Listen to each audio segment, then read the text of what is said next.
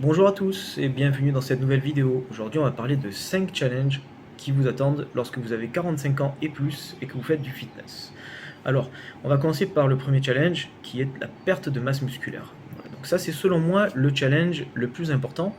Donc cette perte de masse musculaire, il va falloir que vous la contrecarriez euh, parce que si vous ne faites pas attention, vous allez vous retrouver tout rikiki et tout fripé parce que vous n'avez pas d'autre alternative que de focaliser votre entraînement sur le maintien de la masse musculaire avant même de penser à vouloir gagner de la masse musculaire. Vraiment, focalisez-vous sur le maintien de votre masse musculaire. Essayez aussi de maintenir votre force, ça va être très important. Votre force va vous permettre effectivement de maintenir votre masse musculaire. Voilà, donc le but du jeu, ça va vraiment être de maintenir la masse musculaire le plus possible, d'accord, le plus possible.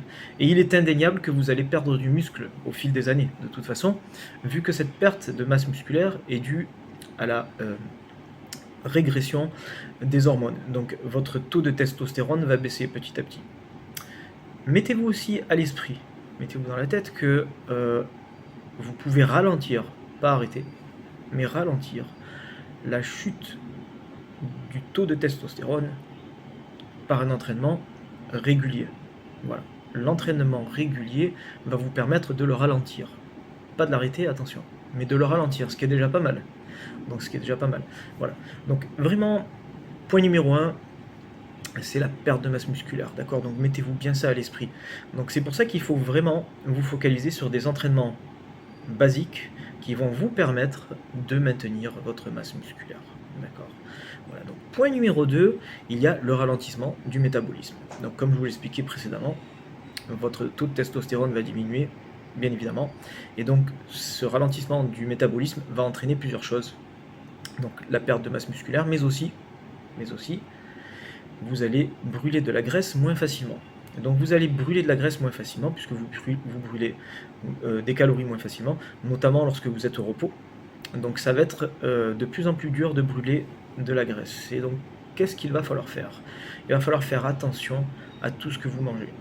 Donc il va falloir vraiment faire attention. Je rigole pas. Donc ça c'est si vous voulez avoir de bons résultats. D'accord? Voilà, qu'on soit tous sur la même longueur d'onde, c'est si vous voulez avoir de bons résultats, d'accord? Mais il va falloir faire attention à ce que vous mangez. Il va falloir que votre nutrition soit propre, d'accord? Il ne s'agit pas de manger des Pringles et des Doritos au repas entre midi et deux parce que vous n'avez pas le temps de manger. Vous ne pouvez pas vous permettre de faire ça après 45 ans, c'est pas possible. C'est pas possible. Il va falloir manger propre. Manger propre, c'est quoi? Manger propre, c'est avoir suffisamment de nutriments pour pouvoir alimenter votre corps de manière générale, bien évidemment des légumes, bien évidemment de la viande, manger équilibré. La clé, c'est l'équilibre. Équilibré, d'accord? Ne tombez pas sur les extrêmes. N'allez pas vous mettre dans des cétogènes et des choses comme ça, là, où vous mangez moins de 50 grammes de glucides par jour. Ça, sur le long terme, c'est pas viable.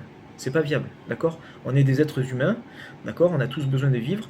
Il faut bien vous mettre à l'esprit que la clé, c'est l'équilibre. Donc voilà, il vous faut un équilibre alimentaire, d'accord? Donc ne zappez pas des repas, ou alors ne vous permettez pas de manger juste une salade entre midi et deux. Voilà, vous savez que la valeur nutritionnelle de la salade, c'est égal à zéro. Vous n'allez pas manger des salades avec des croûtons, d'accord? Mais là, je parle de si vous voulez avoir de bons résultats, d'accord? Après, si vous en avez rien à faire et que vous voulez pas avoir de bons résultats, pas de problème. Mangez des salades, mangez des chips au menu, mangez un plat de frites, allez-y, hein, gavez-vous, hein. Ça, il n'y a pas de problème. Mais vous verrez, après vous allez vous regarder dans la vitre, vous regarderez votre nombril, puis vous direz oh ben mince, hein, les six-packs ils sont plus là, les six-packs, mince quoi. Ben voilà, il faut vous poser les bonnes questions. Donc il vous faut suffisamment de protéines, d'accord, pour pouvoir alimenter vos muscles. Suffisamment de protéines, c'est quoi? Je l'avais, il me semble, dit dans des vidéos précédentes. Donc, et puis, je vais le rappeler de toute façon, c'est entre 1,5 à 2 grammes de protéines par kilo de poids du corps et par jour. Voilà, d'accord, vous faites le calcul. Alors attention, hein, 100 grammes de poulet, c'est pas 100 grammes de protéines. 100 grammes de poulet, c'est environ 20 grammes de protéines, hein, d'accord? Ça, il faut faire le calcul de cette façon. Hein. Il ne s'agit pas de prendre 100 ou 200 grammes de poulet, et puis c'est bon, hein, j'ai mangé 200 grammes dans la journée, ça ne marche pas comme ça, hein, d'accord? Donc, après, il ne faut pas que vous soyez avec votre calculette, là, à calculer tous les macros, hein, ça ne marche pas comme ça. C'est pour ça que je vous conseille pas de rentrer dans des régimes cétogènes. Et tous les régimes qui sont extrêmes, il faut faire attention, d'accord? Il faut faire attention. Dites-vous bien que tout ce qui est extrême, sur le long terme, c'est pas viable. Et ce qu'on veut, c'est pouvoir vivre normalement, d'accord, et se faire plaisir aussi de temps à autre, d'accord. Mais ce qu'il faut, c'est regarder dans l'ensemble ce que vous faites.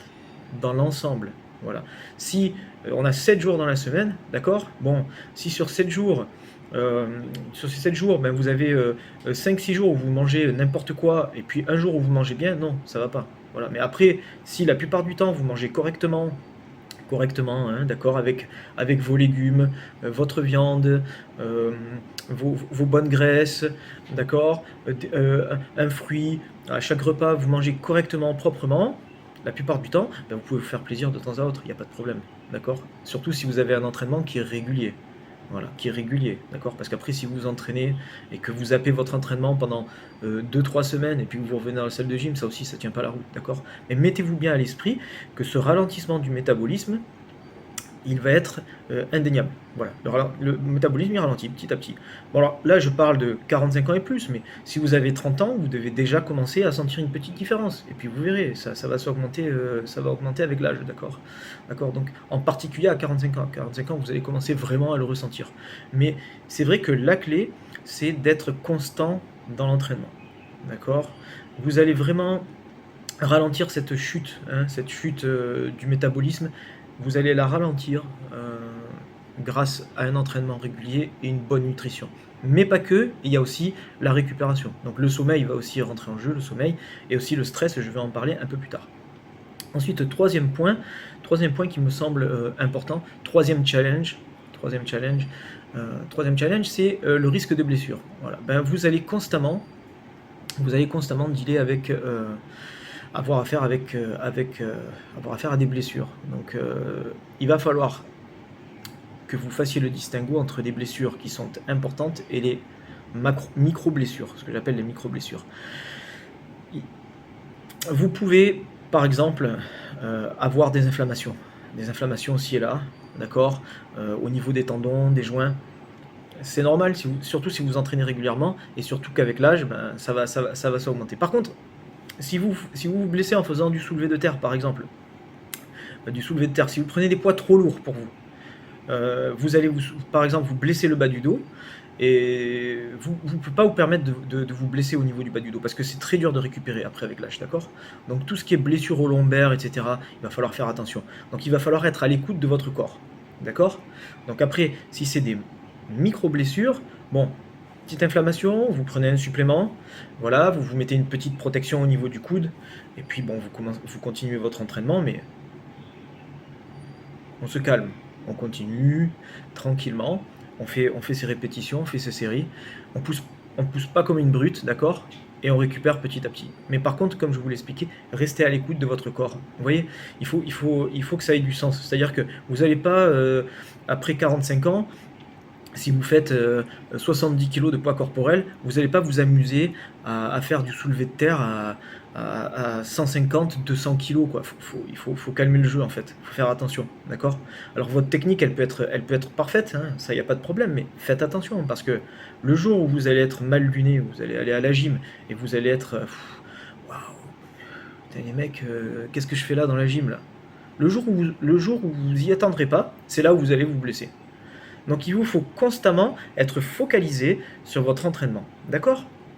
Donc ce risque accru de blessure, il va être dû effectivement à vos performances qui vont descendre, parce que ben voilà, votre métabolisme il est plus le même, vous n'avez plus le même corps, vous n'avez plus 20 ans, donc vous allez vous blesser si vous soulevez trop lourd, mais aussi, retenez ça, mais aussi, il va arriver parce que parfois votre technique sera moins bonne.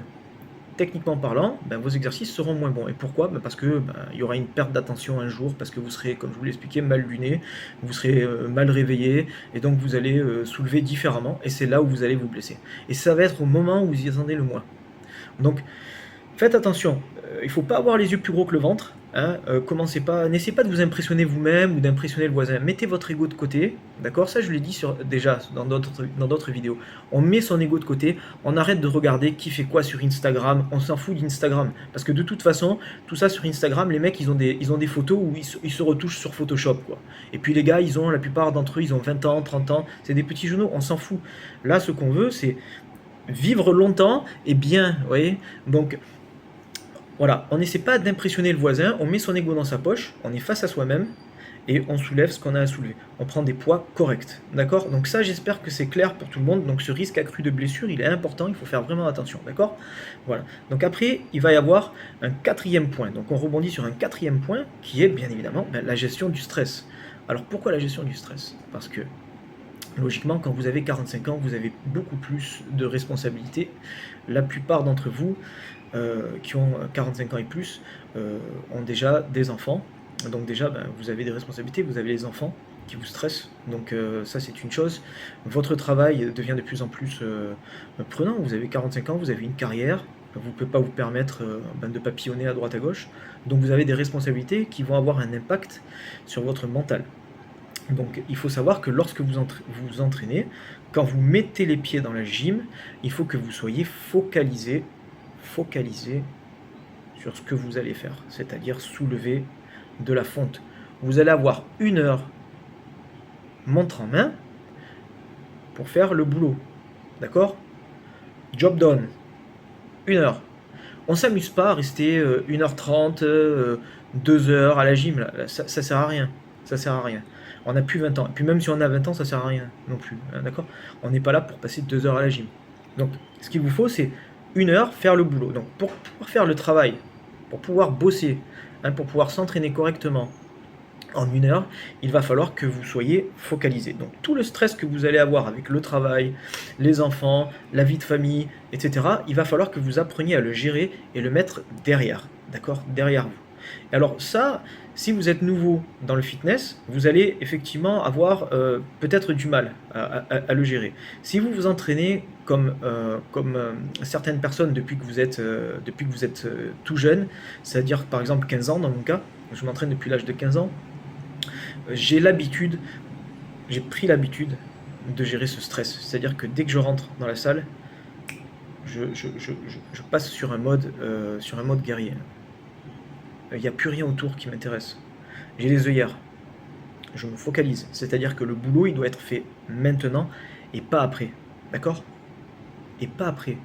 D'accord? Le boulot, il doit être fait dans la salle de gym. Quand vous sortez de la salle de gym, c'est fini. D'accord? On est d'accord. Donc cette gestion du stress, elle va avoir un impact aussi sur la récupération. D'accord? Si vous stressez, vous allez bien évidemment émettre l'hormone que tout le monde déteste, le cortisol. Donc le cortisol va vous faire prendre de la graisse. Et il faut absolument éviter le cortisol. D'accord? Donc le stress, c'est pas bon parce que le cortisol, c'est l'hormone du stress. D'accord? Et lorsque vous allez prendre de la graisse, qu'est-ce que le cortisol va faire? À cause du cortisol, la graisse, elle va se stocker à quel endroit? À quel endroit? La graisse, elle va se stocker d'abord au niveau de votre ventre. D'accord? Au niveau de votre ventre. C'est ça ce qui se passe. D'accord? C'est d'abord au niveau de votre ventre qu'elle va se stocker la graisse. Et pas au niveau des épaules ou au niveau des bras. C'est d'abord au niveau du bide. Vous allez prendre de la bidoche. Et donc, il faut vous mettre à l'esprit que l'on ne peut pas cibler la perte de graisse. Voilà. On arrête à un moment de déconner avec ça. Voilà. Ça sert à rien de vous acharner à faire des crunchs, hein, des abdos, des crunchs, à coup de 600, 700, là, des trucs de malade, répétitions. Ça ne sert à rien. Parce que vous pouvez faire 1000 abdos, 1000 crunchs, mais vous ne perdrez pas plus de graisse au niveau du ventre. Ben, vous allez avoir de bons muscles au niveau du ventre, ça c'est oui. Ça oui, vous allez faire un bon gainage. Vous allez avoir un bon gainage, ça c'est clair. Après vous allez pouvoir faire la planche, là, le gainage, vous allez pouvoir le faire pendant 5-10 minutes d'affilée, ça c'est sûr, mais vous n'allez pas brûler plus de graisse. Donc pour brûler de la graisse, on revient sur les points précédents que j'ai indiqués depuis le début de cette vidéo, c'est-à-dire une bonne nutrition, un cardio un cardio comme il faut. Votre cardio comme il faut, c'est-à-dire que vous allez essayer de raccourcir, les temps de repos entre chaque série. Hein. Il faut arrêter entre chaque série de faire des trucs de Mickey Mouse, là, hein, de regarder le smartphone entre chaque série, d'aller parler avec son voisin, la piplapla, les petits ragots. On arrête là, on arrête. Quand vous êtes dans la gym, vous vous entraînez, hop, vous prenez, je sais pas moi, 1 minute de repos entre chaque série ou 1 minute 30, ça dépend de ce que vous soulevez. Si vous soulevez lourd, bah, vous pouvez vous permettre de prendre 2 minutes, mais soyez strict, soyez discipliné, d'accord? Sinon, vous n'y arriverez pas, d'accord? Vous n'y arriverez pas. Donc, raccourcissez un petit peu les temps de repos entre chaque série, vous allez travailler votre cardio, et puis surtout, le cardio, on le fait à la fin de la session. Vous faites votre cardio à la fin de la session, d'accord? Vous faites, si vous aimez faire du tapis, pourquoi pas? Bon, après il faut faire attention au niveau des genoux, mais si vous aimez faire du tapis, vous faites peut-être 7 à 10 minutes, et puis vous galopez, vous sprintez, 7 à 10 minutes et vous sprintez. Vous n'avez pas besoin de rester 30, 40, 50 minutes, 1 heure sur un tapis. Moi j'en vois plein qui sont là à passer 30, 40 minutes, 1 heure sur un tapis, quoi. Ça suffit, quoi. Et puis en plus on s'accroche à la barre, là, on s'accroche et puis on incline le tapis là comme ça, hop, hop, hop, et puis gaiement on essaie de faire du cardio, voilà, lentement, hein, parce que faut pas se fouler la cheville non plus, vous voyez. Et puis quoi encore? Une bière aussi, et puis un Mars? Non mais on est où là? Donc les mecs, vous avez 1 heure, montre en main, job done. Après 1 heure que vous avez soulevé votre fonte, vous pouvez vous permettre de prendre peut-être 10 minutes pour faire votre cardio. Et vous galopez, hein. D'accord? Donc vous ne permettez pas d'arriver comme ça avec la fleur au canon, hein, en mode touriste, hein, avec le Bob Paul Ricard et les sandales aux pieds, quoi. Faites pas ça. Vous galopez 10 minutes. Et si vous êtes constant, vous allez voir que 10 minutes en galopant chaque jour régulièrement, plus, d'accord, plus une bonne nutrition, équilibrée, une bonne gestion du stress, donc ce qui implique un meilleur sommeil, donc une meilleure récupération, et vous allez voir, ça va être superbe. Et je reviens à la nutrition, juste un petit mot par rapport à la nutrition. Balancez votre sucre par la fenêtre, arrêtez avec cette saleté de poison. Le sucre, c'est du poison, donc mangez-en le moins possible. Zappez le sucre de votre vocabulaire et vous verrez, vous allez obtenir des miracles. Zappez le sucre, c'est facile, hein. Vous zappez votre sucre raffiné, là. Le sucre blanc, là, on s'en fout, ça vous le prenez, vous le balancez par la fenêtre. D'accord? Si vous voulez quelque chose d'un peu sucré, croquez dans une pomme, vous aurez les fibres en plus, c'est du fructose, mais arrêtez avec le sucre. Tout ce qui contient du sucre, on arrête, d'accord? Voilà, on arrête. Vous allez voir. Zappez le sucre et vous allez avoir de très très beaux résultats. Après, je viens sur un dernier point, et donc c'est le 5e point, et celui-là, il s'adresse aux femmes. Donc, puisque il y a pas mal de personnes ici qui sont des femmes et qui me regardent régulièrement, d'accord? Et donc ça s'adresse en particulier aux femmes, et c'est la ménopause. Donc la ménopause, là, il va falloir faire très très attention, parce que la ménopause, ça va être un très gros challenge à gérer. Vous allez prendre de la graisse, vous allez avoir toutes ces montées et ces descentes de stress. Un jour vous allez être mal luné, un jour vous allez vous sentir un peu mieux. Ça va être vraiment la montée et la descente. Voilà, ça va être très difficile. Alors je dis ça parce que je coach des femmes régulièrement, et c'est vrai qu'après 40 ans, je le vois, c'est très très dur au niveau des entraînements, parce que voilà, leur stress, elles ont du mal à gérer leur stress. Donc moi, si j'ai un conseil à donner aux femmes qui ont la ménopause, vraiment déjà, il vous faut un suivi, hein, mais ce qu'il vous faut, c'est surtout faire attention au stress et être hyper régulière dans vos entraînements. Faites attention à ça, il faut être hyper régulier dans vos entraînements. Donc, il y a des suppléments qui peuvent vous aider à gérer votre stress. Je pense notamment au ashwagandha. Alors, ça ne s'adresse pas qu'aux femmes, hein, ça s'adresse aussi aux hommes, là, par contre. Le ashwagandha, faites vos petites recherches sur Google, parce que bon, moi je bosse pas pour une marque qui vend du ashwagandha, donc j'ai pas de produit à vous conseiller, mais regardez le ashwagandha, ça fait des merveilles. Si vous avez du mal avec le stress, d'accord, ça va faire des merveilles, notamment si vous avez la ménopause. Ça va vraiment vous aider au niveau du stress, d'accord. Et pour les femmes, c'est vrai que le plus dur lorsque vous avez la ménopause, c'est que vous allez vraiment stocker de la graisse de plus en plus. Ça va être un sacré défi. Et donc, ce qu'il vous faut, c'est vraiment être régulière. Soyez régulière dans vos entraînements. Même si vous n'avez pas le temps, de vous entraîner 1 heure, venez quand même 30 minutes. 30 minutes à la gym, c'est mieux que rien. Ça s'adresse aussi aux hommes. Chez les hommes, si vous n'avez pas le temps de vous entraîner, ben, faites quand même quelque chose. Faites un minimum. Même 30 minutes. 30 minutes, une demi-heure, qu'est-ce que c'est sur un emploi du temps? Donc faites vos 30 minutes, essayez de faire le maximum en 30 minutes, et puis c'est bien, vous avez fait quelque chose. Vous avez fait déjà plus que la moyenne. Mettez-vous ça dans votre tête. Vous avez fait déjà plus que la moyenne, d'accord? Donc on va récapituler ces 5 points. Donc le premier point, c'était la perte de masse musculaire. Premier point, perte de masse musculaire. Ça c'est le premier point, le premier challenge. Perte de masse musculaire. Le deuxième challenge, c'est le ralentissement du métabolisme. Ce ralentissement du métabolisme, qui est l'horloge qui tourne au fil des années.